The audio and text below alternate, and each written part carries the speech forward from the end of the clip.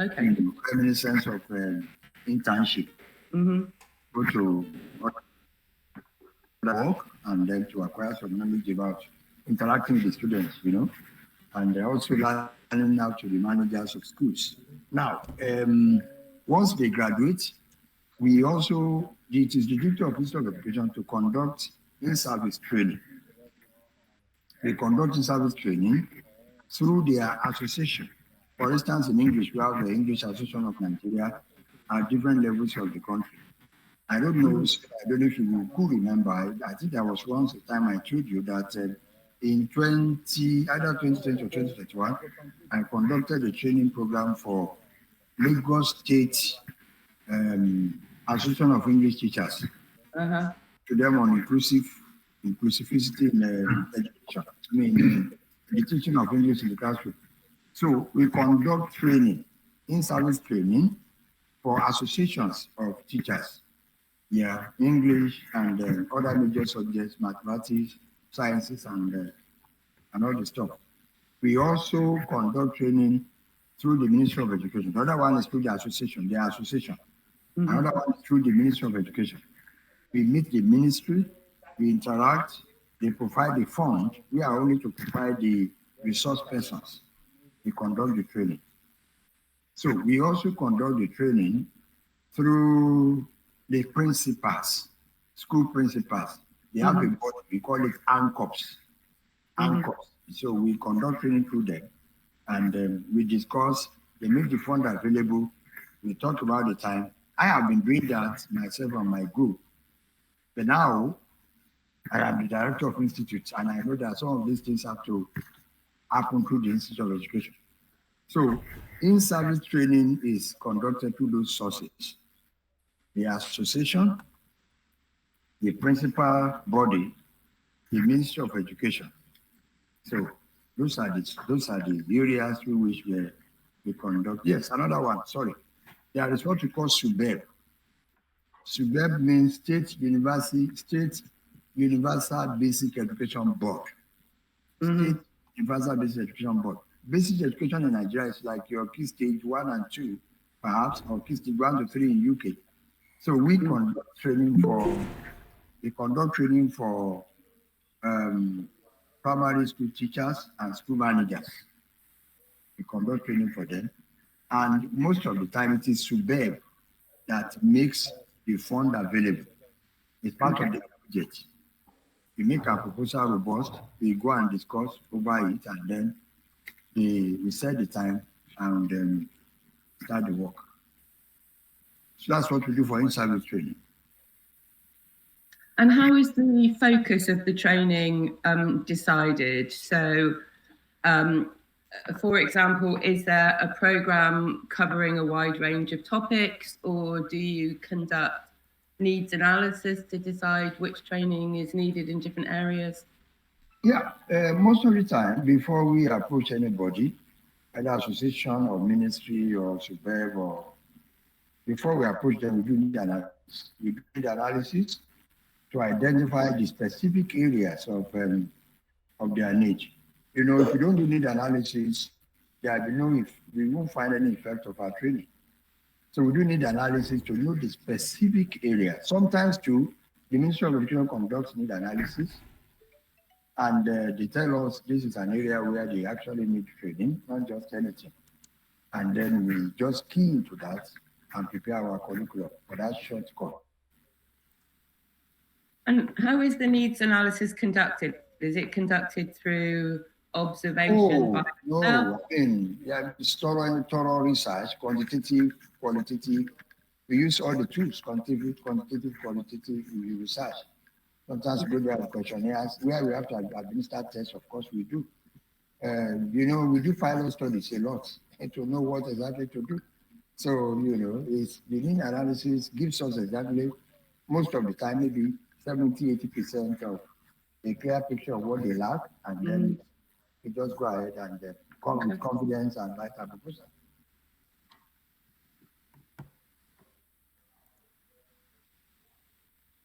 Well, maybe before you talk, I came up with an idea.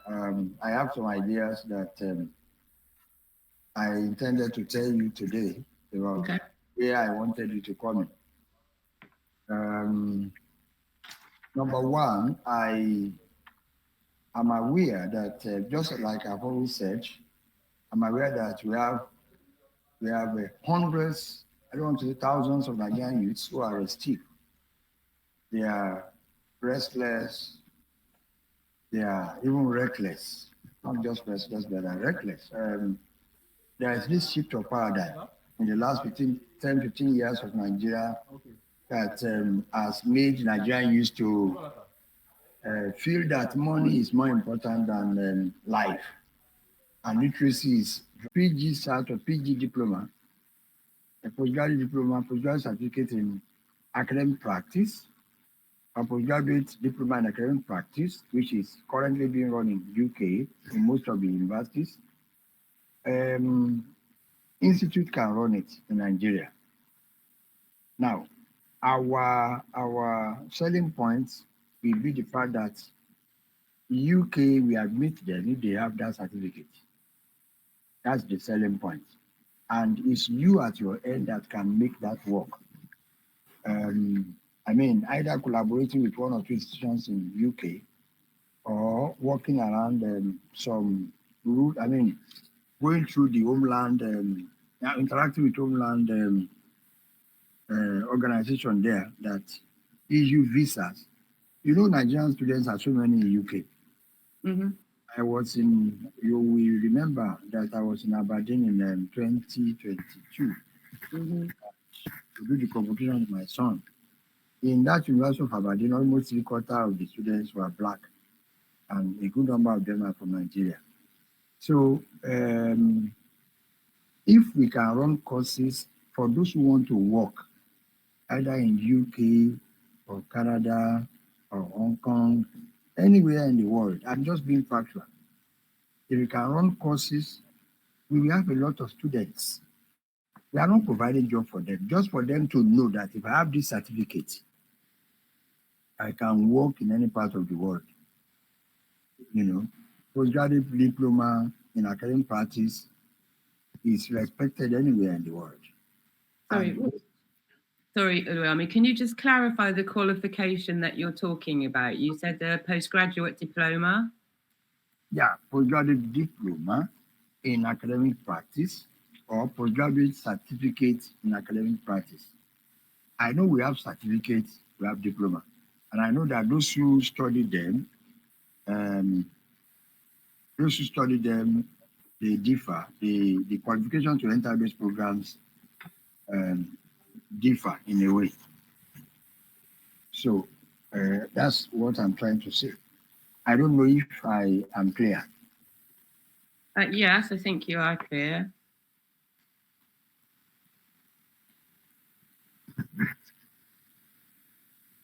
So you would be, you were talking about running those programs in Nigeria? Yes, in our Institute of Education. Maybe in form of collaboration with, I don't know if you have power to do such a course, to do such programs at TransformELT. If you don't have that power, can you do some groundwork for us? Maybe a paid groundwork to get us through to one or two universities we can collaborate with to run it, with the proviso that once they have that certificate here, they can work in UK. I'm not talking of study now, they can work.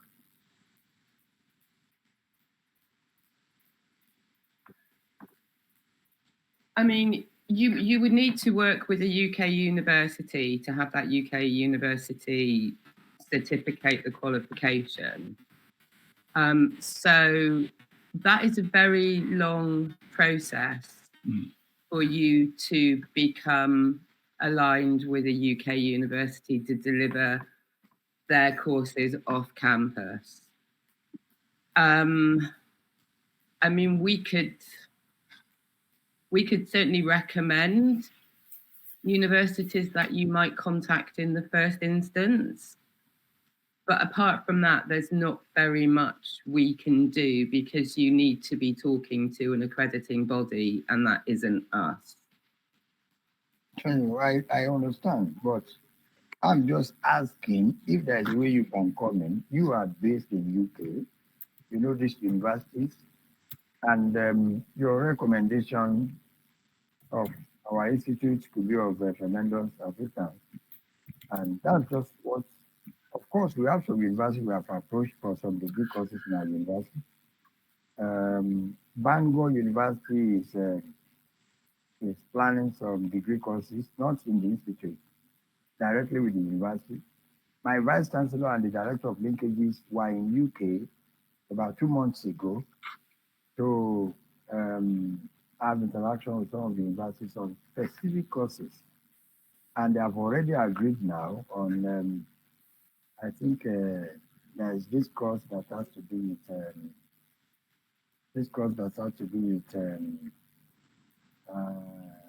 linguistics, not linguistics. It has to do with helping the police, it's criminal related courses. 1 or 2 universities have agreed. They have signed agreement with our university. They even want to have their campus. They want to have their campus on our land. You know, we have different parts of the university. I am in the institute. Mm-hmm. And I'm just talking of what is operational in the institute and what I wanted. So interacting with universities is not a problem. In fact, what we are talking about now, myself and the director of linkages, who is also a graduate of London University.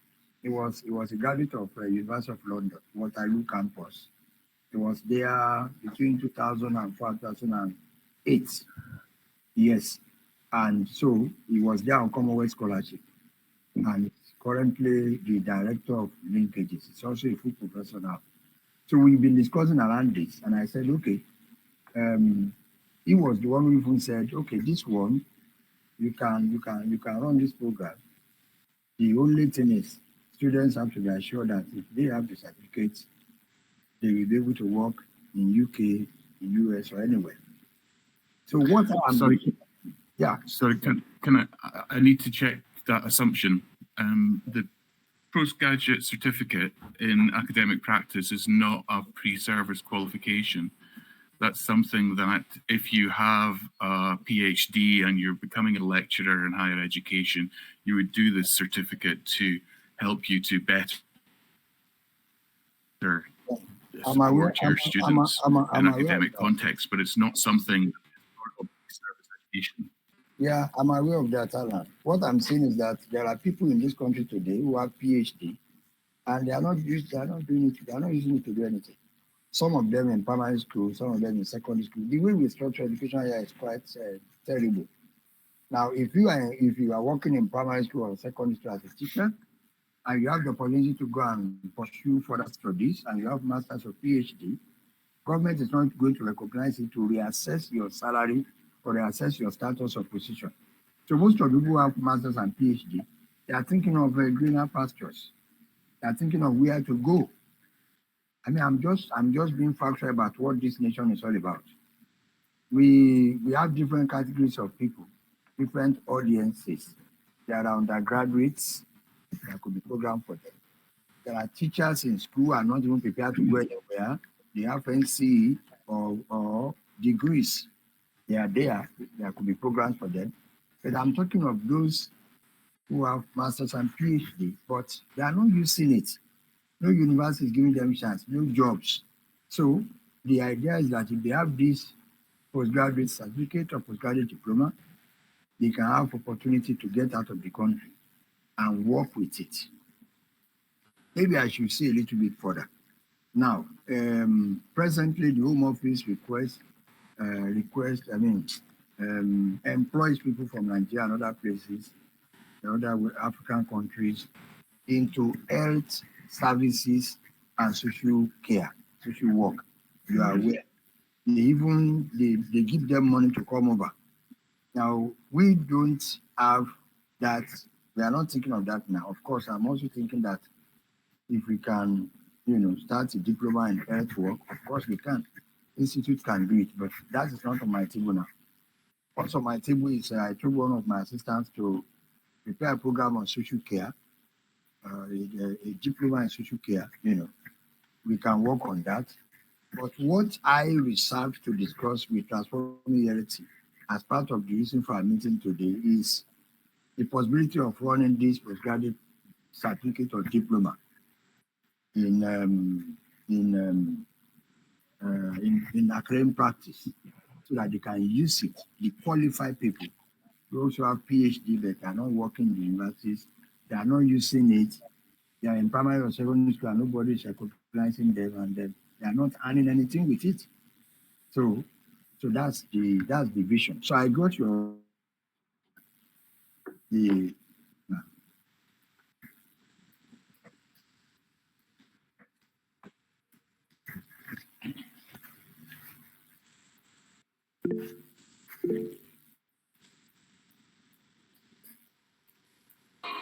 okay. You want to say something, Mr. Aditayo? Dr. Aditayo? Yeah, I want to thank you for initiating this discussion. Dr. Timothy Aditayo is a strong friend of the Ministry of Education. He's a retired principal. We have conducted workshops severally together. And there's a background noise. There's a background noise, please. Please, Dr. Aditayo, check your end. Yes.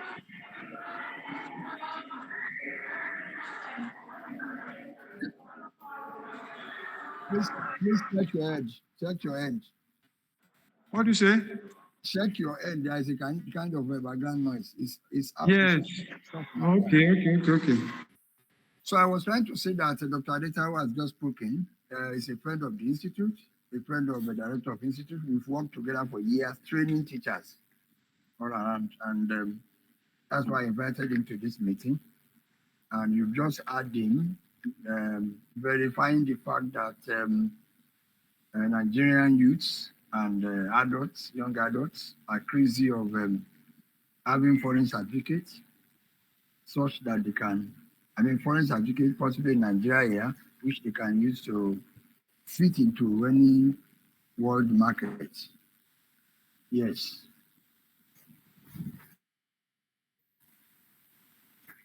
Okay, well, there are a number of UK universities that offer the qualification of which you speak. And we can possibly make recommendations as to which places we think that you might approach in the first instance, but I think that's as much as we can do. So I'm not really sure how helpful we can be to you in that particular venture. Just to make a recommendation. Okay, we can do that, certainly. That's all. Okay, and you said that was your first idea. You said you had a number of ideas. You want to talk about the others? Yeah, we've been discussing around the others. We've been discussing around the others. So I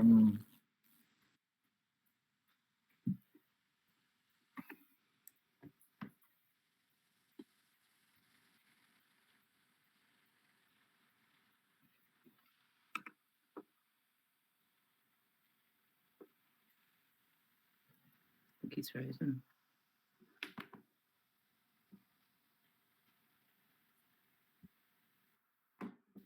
Yeah, there's quite a few online courses available. Yeah. Liverpool seems to be one of the bigger places. Yeah, Liverpool, Essex. Edinburgh, Canterbury. I can't see anything about fees though. University of London.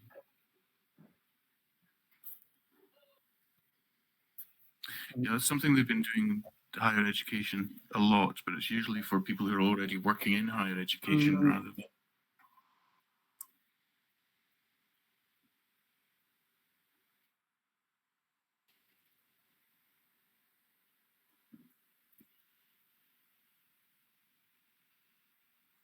Oh, here you go.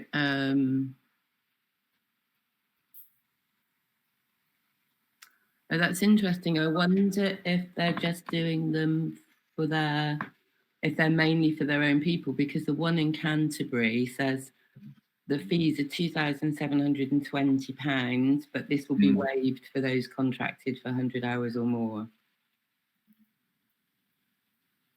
In University of London, the full programme fee is 1822.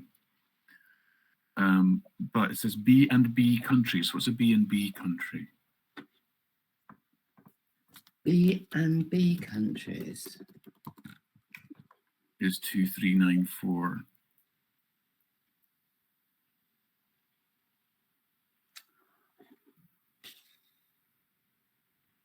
I can only assume, because there used to be three levels of fees: home students, EU, and world. So I don't know. I haven't heard that term before. Oh, country bands with University of London country bands. They've got, the University of London's got a specific list. Right. Countries in band B. It's not B and B, it's band B. That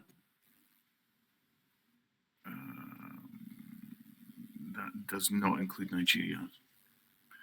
So yeah, see, I wonder. It was 1822 per person. Yeah, see, it looks like, see, this is Southampton, and it says the postgraduate certificate in academic practice is part-time work-based aspiration program for academic staff at the university. That's exactly what I was saying. It's an in-service qualification, not a pre-service qualification.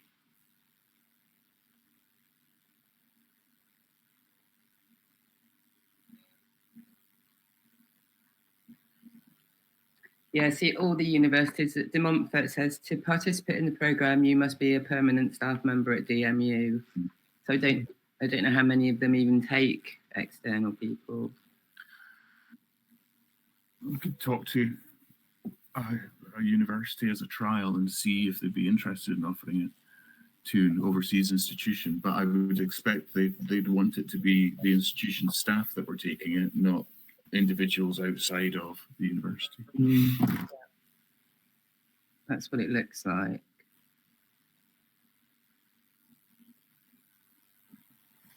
UEA doesn't do it.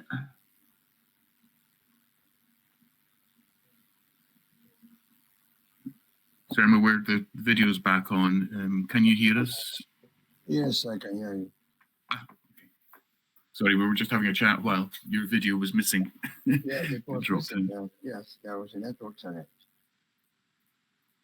Yeah, so we were just looking at some of the universities that offer the qualification, and it seems that most of them offer it for their own staff.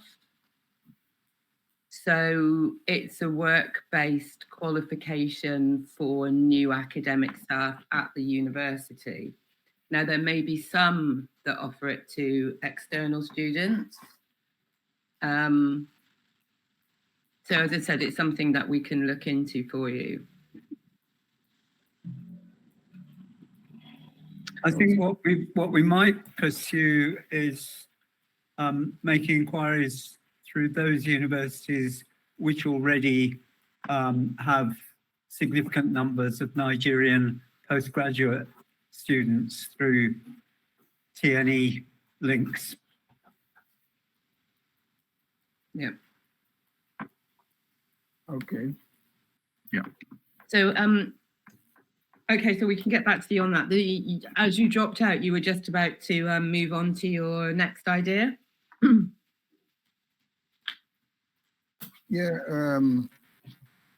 May I remind you, Sarah, that a few days ago you sent a particular letter to me about British Council. So can we talk about that? I was expecting that.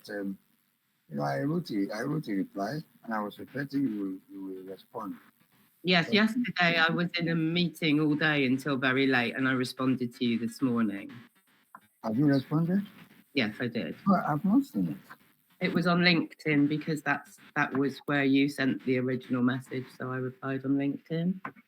But basically, what I said is that for this particular project with the British Council, we were looking to work with one consultant. That's what the project is asking for, an individual consultant.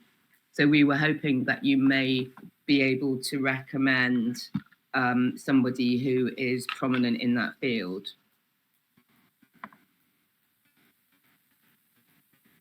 So now that one consultant working with TransformELT to deliver the project for British Council, the one consultant we are talking about in Nigeria is working with TransformELT to deliver.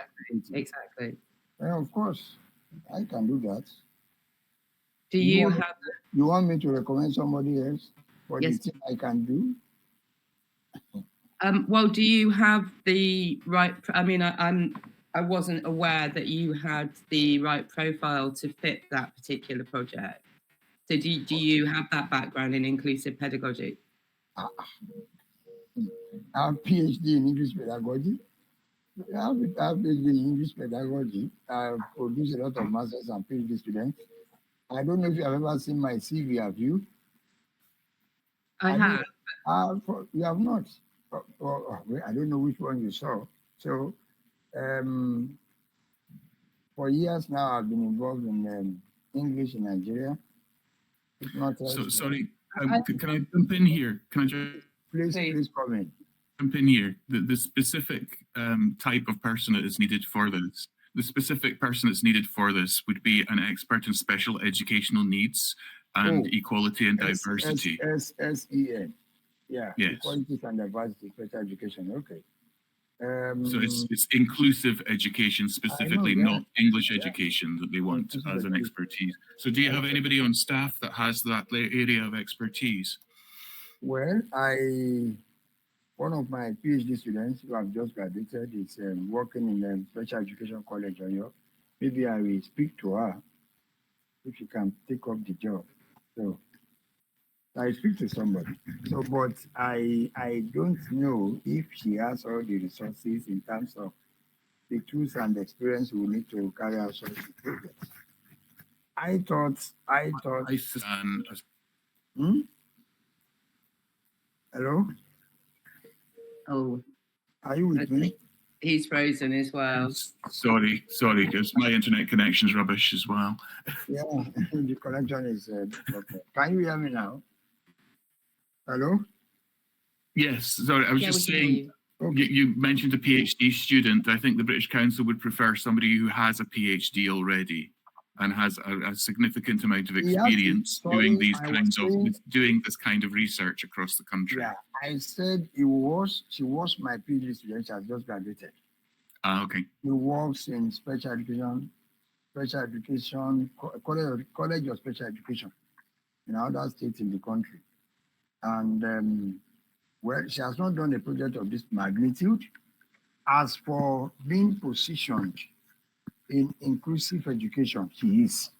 But I think such a person will need an experienced person, somebody in the academics, in pedagogy, from the level of a senior lecturer up, so to assist her to carry out this kind of a project. So that's why I was thinking, if not because you are insisting on having one person. So if you are not coming through Institute of Education, you can come in through my consult. I have all sorts of people in my consult. And we can provide the mature support needed to navigate the countries, get data, and make other things available, while we leverage on the academic experience and speciality of that person in SEN. So that was my thinking.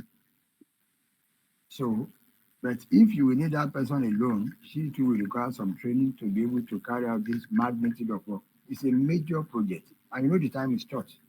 We are talking of September 9 to September 23 or 25. So I don't know if you have the time. So, but if you give it to my consult, such people are with me and they can be assisted. They will provide the expertise we need. I think there's two issues there. The first issue is that the right person for the job would be somebody that didn't need training to do it. That's not the kind of person that the British Council is looking for. They're looking for somebody that is already experienced in doing that kind of work. Secondly, unfortunately, the budget for, whilst we quite often partner with other institutes in project delivery, for this particular project, the budget does not allow for another partnership with another university. It's simply one consultant. Now, obviously, that consultant is absolutely free to apply for that position on their own. But what we find a lot of the time is the combination of our global experience with the specialization of an individual consultant is what makes a successful bid. So that's why on this occasion, we are just looking for a single person who already has, somebody that can hit the ground running in all of those areas. There isn't really time or any room for having to train somebody to do it. Yeah. So have you gotten somebody? Sorry? Have you gotten somebody to do it now? Have we got somebody? No, that's why we were asking you. Yeah, I still. That's my student. That's my. Sorry. We can't hear you. There's a lot of people.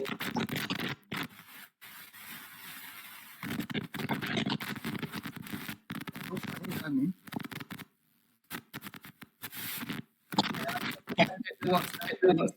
Hi, I can hear you. Can you hear me? Okay. So I was trying to say that that person I'm talking about is a principal lecturer in special education, College of Special Education of your state. Okay. As for the specialism of working with SEM, special education, she's there because she's been there all along before she came to have PhD in language education university, and I was the supervisor. Now, but I'm saying that to conduct a magnitude, a kind of a project of this magnitude is maybe a bit heavy for her. And I was supposing, well, I don't know your budget. I'm supposing if you are not giving it to the institute, supposing it is for SO4I, maybe just the two of us, myself and her, so that I can now provide all the navigation she needs to do the work around the country, and then all the production of the tools and other things that will be required, the research, and then so that's just my thinking, I don't know your budget. She is a specialist in that area. But okay. Magnitude of experience required to do this. And I and my team have that, or I can say I alone from the consult, I can join with him to join with TransformELT. So instead of having an individual, you have two people, if you like. If that will work with you, you want to look at that. Because you don't only need specialism, you also need experience. And the key to penetrate some places, she doesn't have that. So that's the point I'm trying to make. I know, but I think the point that we're trying to make is that we're looking for somebody that has both of those things. That is the person that the British Council is looking for. And they're looking for an individual consultant, and it won't be our budget, it will be their budget. So two people would have to work for the same price as one person.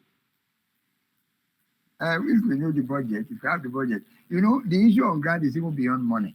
I have to tell you this, Sarah.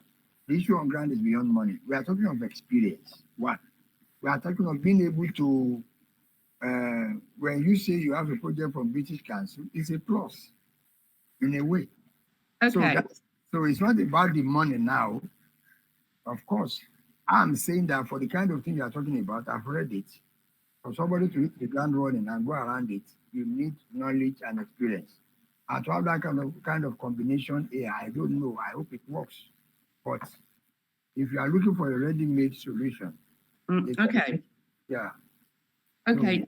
Could you then please speak to the person concerned and find out if they're interested, and then send us her CV and your CV for us to have a look at.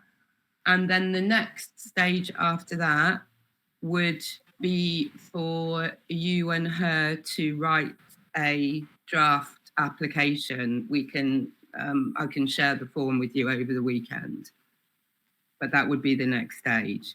So, so on this, if you could send us, because I don't think I have a recent CV for you. So if you could send your CV and her CV, preferably today or tomorrow, and then we can go from there. Okay. Yeah, that's noted. Yeah. So What's her name, please? our name. Her name. Her name is Yemisi Patiloro. Can you write it? Can you put it in the chat, please? Of course. Thank you. Yeah.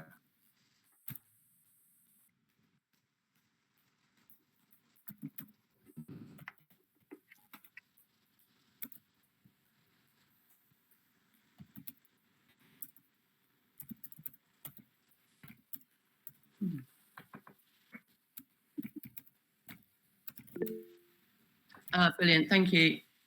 Yeah.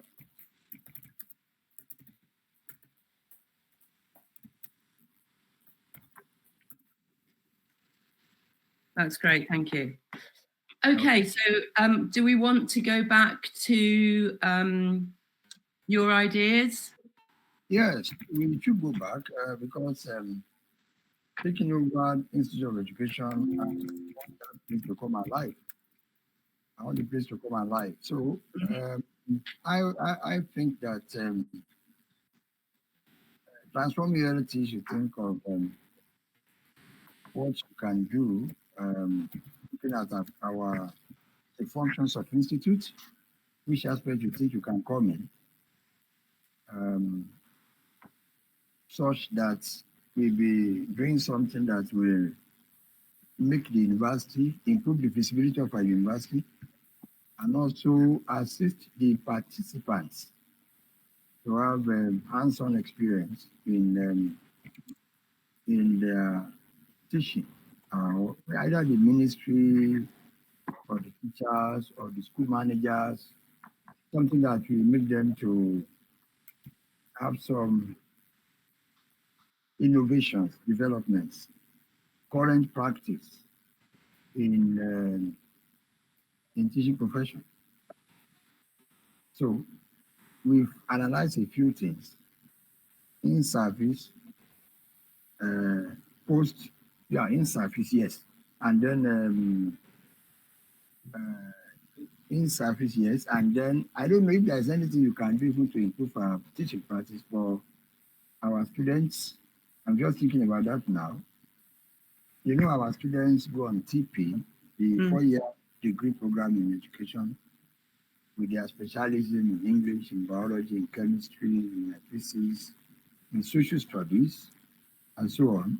In early childhood education, yeah, they go on TP, and those in early childhood and business education, they go for what you call internship.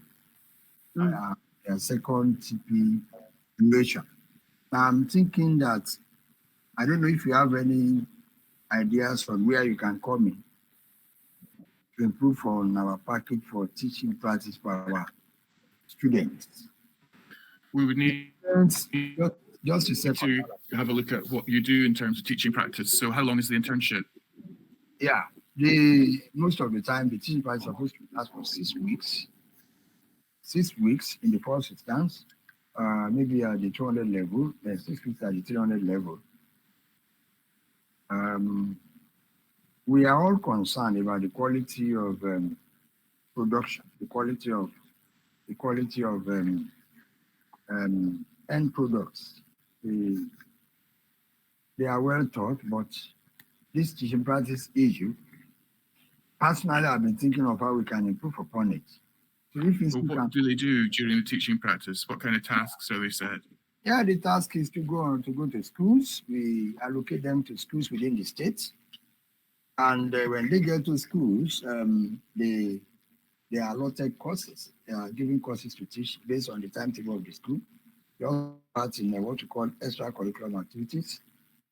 And so, Okay, I understand that they go to schools and they take part in the activities of the school. What I'm asking is, what tasks do you give them to complete during their internship? So what kind of activities do they have to reflect on? What kind of papers do they have to produce?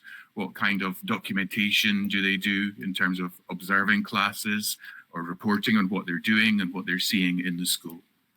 Yeah, there are 3 types of teaching practice outfits. The third one is actually where they are going to report the task they have gone through, the observations they have made. They go back, we have what we call it before OCs.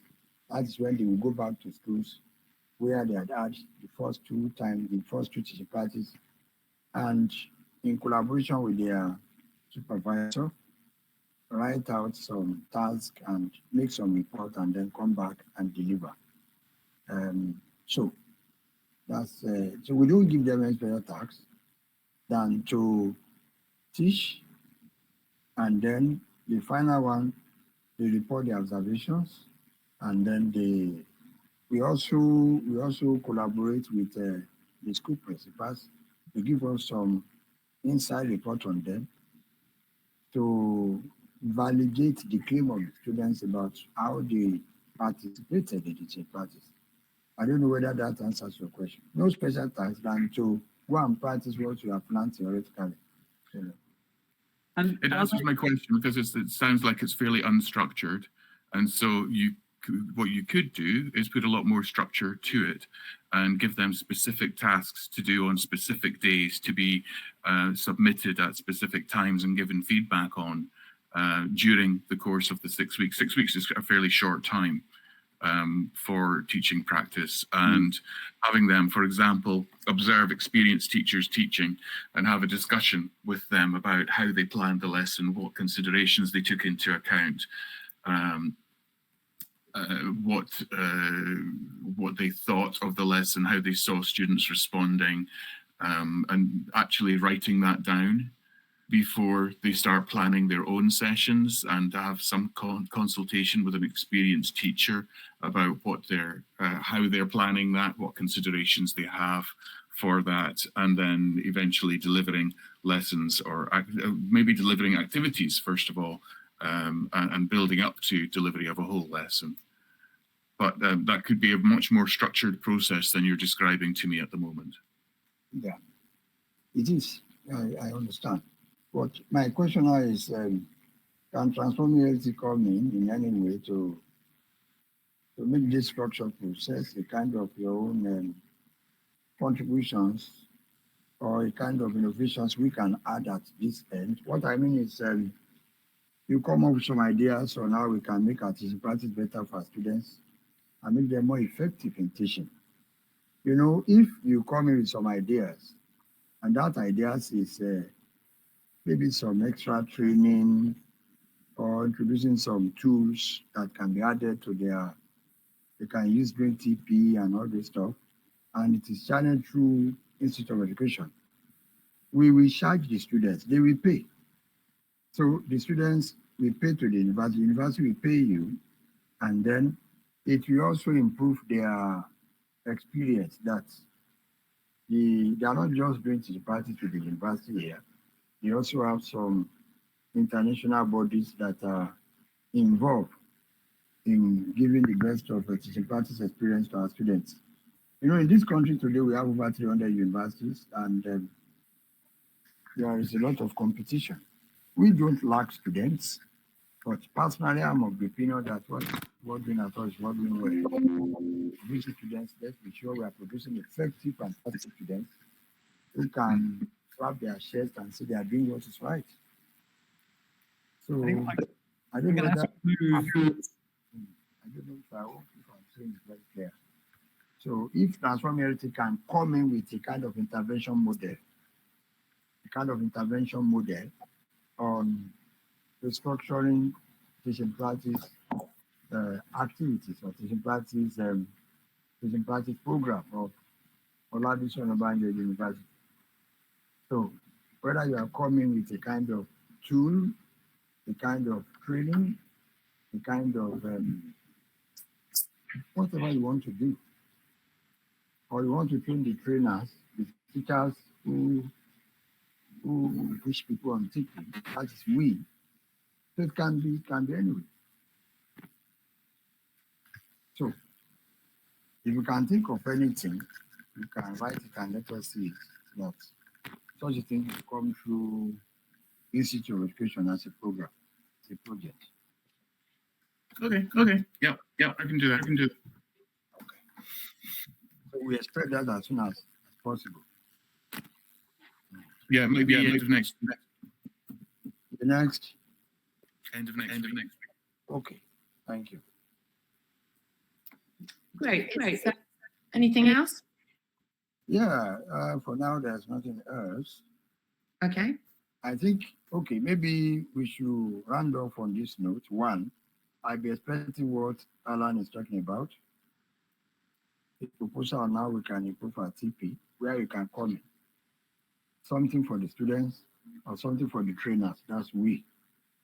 That we, like I said, what University Senate is convinced, it becomes a law and the students will be charged to pay. So funding cannot be a problem as long as it's going to help our productivity. Of course, if it is for trainers, then it will go even beyond the faculty of education. Pedagogy can always be improved at all levels and for all courses in the university. That's the idea of a PG cert or PG diploma. So the number two, also think of what you can do through the institute to train teachers across the state, even across the country, through the institute.